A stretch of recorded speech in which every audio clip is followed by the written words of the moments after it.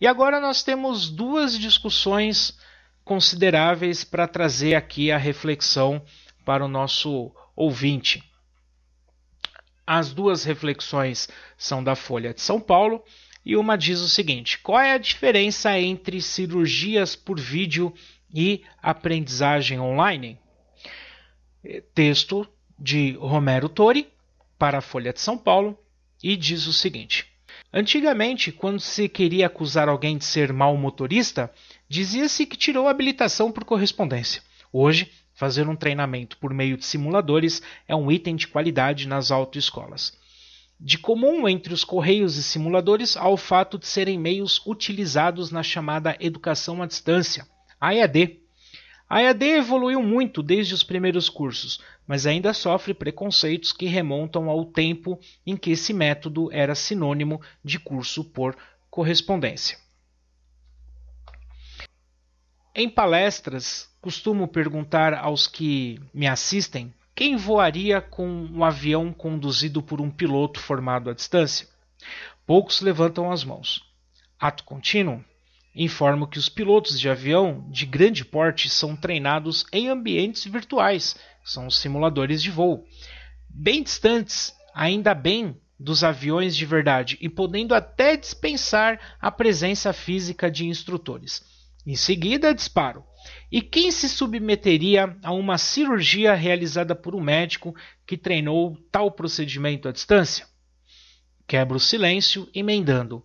Bem, as próprias cirurgias, quando utiliza videolaparoscopia, já são realizadas à distância. O cirurgião visualiza órgãos internos por meio da tela de vídeo e manipula instrumentos cirúrgicos à distância. Um bom simulador de realidade virtual possibilita que alunos de medicina realizem cirurgias com alto grau de realismo, impossível de ser obtido com cadáveres, animais ou bonecos. Alguns órgãos de classe afirmam que em suas áreas seria impossível formar profissionais à distância. Puro preconceito. Com simuladores, meios de comunicação e metodologia adequados, qualquer habilidade pode ser desenvolvida e qualquer conhecimento pode ser construído com a mesma qualidade propiciada por métodos tradicionais. Hoje, praticamente não existe distância intransponível.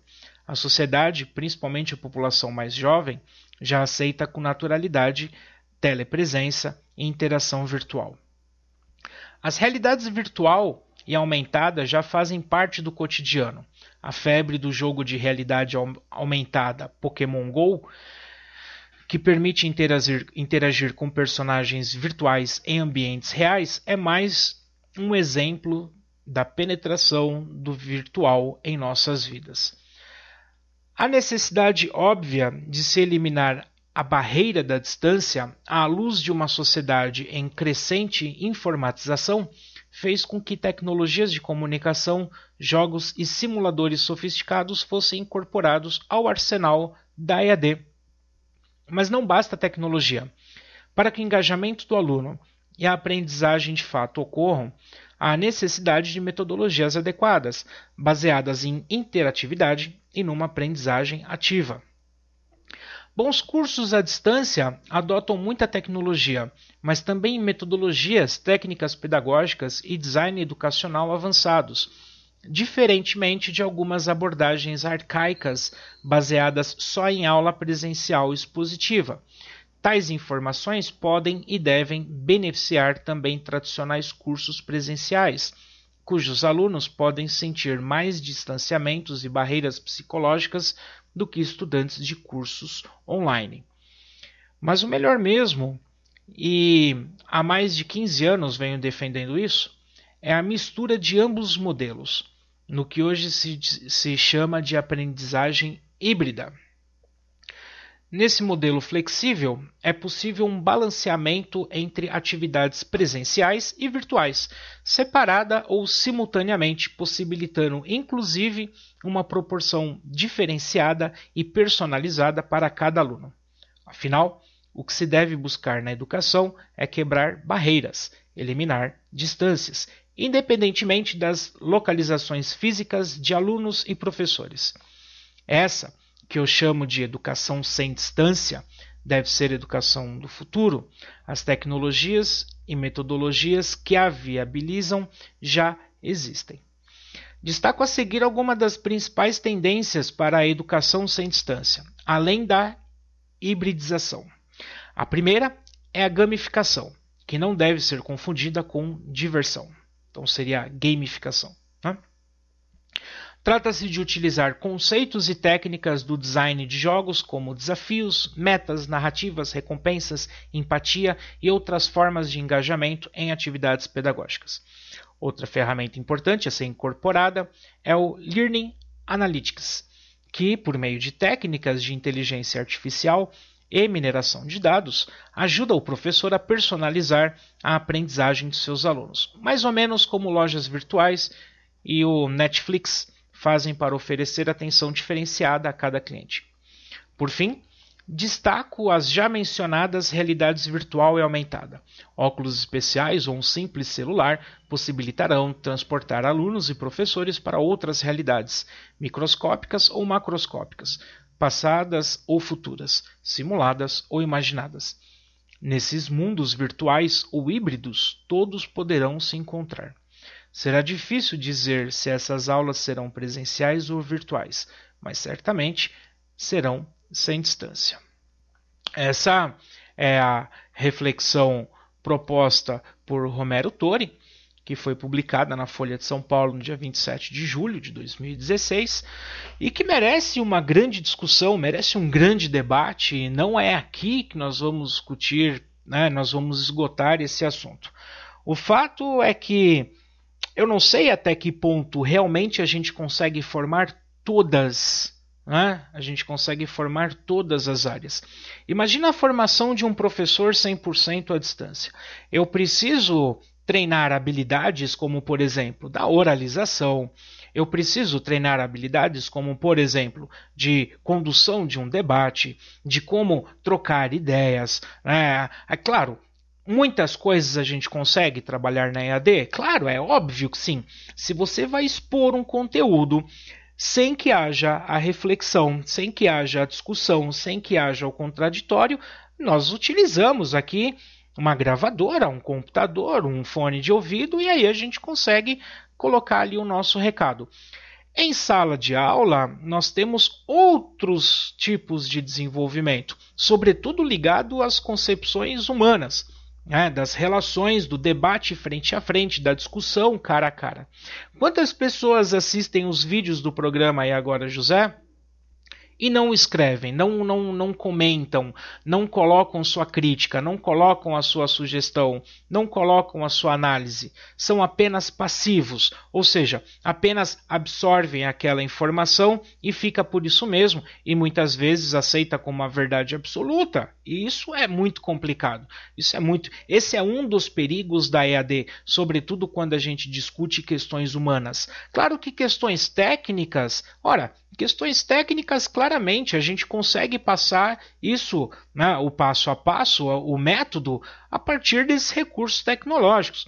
Por exemplo, no meu canal do YouTube, que é do professor Ivan Cláudio Guedes, eu tenho vários vídeos ali explicando como fazer um fichamento de um texto, como enumerar as páginas do trabalho de conclusão de curso, como criar um sumário automático, como criar uma lista de figuras. Então, claro, a gente faz uso dessa tecnologia até para facilitar as minhas aulas na faculdade. Por quê? Porque é muito mais fácil para o meu aluno na faculdade, é muito mais fácil para o meu aluno ele colocar o meu vídeo, abrir a janela do Word e conforme eu vou passando o vídeo passo a passo, ele vai seguindo o passo a passo e vai fazendo. Acabou, é uma instrumentalização mecânica, não exige reflexão, não exige crítica, não exige discussão, não exige... Então tá lá, né? Tanto é que tem lá milhares de acessos. Acabou ajudando não só os meus alunos, mas acabou ajudando um monte de outras pessoas. Se é um procedimento técnico, direto e objetivo, a gente tem mais é que usar mesmo essas metodologias. Ora, Imagina quanto tempo eu consigo economizar a partir do momento que meu aluno se apropria de um conteúdo direto a partir das metodologias, a partir das tecnologias, e em sala de aula nós trazemos a reflexão, nós trazemos a análise, nós trazemos as discussões, enfim. Então a aula presencial nesse momento, ela acaba se tornando muito mais rica porque você não perde a questão de tempo expondo um conteúdo. Então, nesse aspecto, é claro, a aprendizagem EAD é altamente positiva. Agora, a outra questão que nós devemos trazer aqui, eu já tive a possibilidade de fazer vários cursos EAD, inclusive estou dando entrada em mais uma pós-graduação que também está sendo à distância. Existem cursos que são muito bons, cursos mais ou menos, e cursos que são muito ruins. Cursos em que o vídeo tem uma qualidade ruim, o modo com que o professor está dando a aula é ruim, a própria linguagem empregada é ruim, o texto é mal escrito, não possui hiperlinks, não possui linguagens diferenciadas, assim como eu já fiz cursos que são fantásticos, que você assistia 2, 3 vezes o vídeo, não porque entendeu, mas porque você se encantava com a forma em que o professor estava dando aquela aula. Uma coisa assim fantástica. Textos muito bem escritos, muito bem redigidos, sugerindo vários hiperlinks, o fórum, o chat, o acompanhamento do professor ali no chat. Então, a questão é como nós estamos utilizando esses recursos da EAD. E eu penso muito, como eu lido muito com a questão de formação de professores, eu penso muito nessa questão, como formar professores de uma forma plena, como formar bem professores fazendo uso da EAD. Isso ainda é um problema no nosso caso, né? Ainda merece muita discussão. Agora, pela outra reportagem aqui também da Folha de São Paulo, dessa vez trazida por Everton Lopes Batista, que diz que a educação no futuro será portátil, personalizada e onipresente. Claro, a educação em EAD no Brasil, ela atingiu níveis assim fantásticos e ainda tem muito para atingir. O fato a grande questão aqui é como que a gente vai se articular nessa questão. Então, eu vou deixar o título da reportagem para quem quiser acompanhar, quem quiser ler, é Educação no Futuro será portátil, personalizada e onipresente. E para quem acompanhar depois o nosso programa pelo YouTube, vai poder acessar ali no próprio link, entrando diretamente no site da Folha de São Paulo para acompanhar todas essas reportagens que a gente vem discutindo por aqui.